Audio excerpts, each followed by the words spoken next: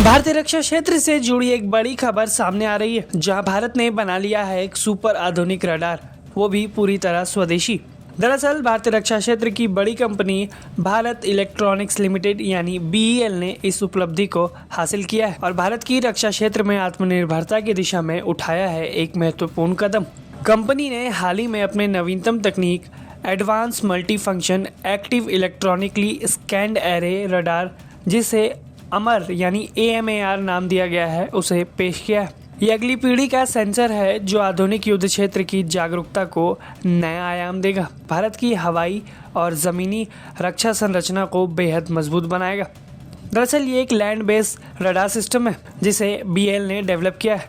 बात करें AMAR radar की प्रमुख विशेषताओं की, तो ये एक software defined x band AESA architecture based उन्नत डिजिटल सिंगल प्रोसेसिंग से लैस रडार है जो उच्च सटीकता के साथ डिटेक्शन और ट्रैकिंग प्रदान करता है, जो इसे बेहद बहुमुखी बनाती है। ये fire control, surveillance, anti drone, counter rocket, artillery और मोटार ऑपरेशंस जैसे मिशन में अपनी बेहद अहम भूमिका निभा सकता है। मोबिलिटी और अनुकूलनशीलता इसका एक फैक्टर है, यानी इसका डिजाइन गतिशीलता पर केंद्रित है जो विभिन्न परिस्थितियों में आसानी से अनुकूलित हो सकता है। ये रडार भारत की फ्यूचर रेडी रक्षा तकनीकों पर जोर देता है और आत्मनिर्भर भारत के विजन को साकार करने में योगदान भी। BEL की ये सफलता न केवल रक्षा क्षेत्र में नवाचार को बढ़ाएगी बल्कि देश की सुरक्षा को और मजबूत बनाएगी।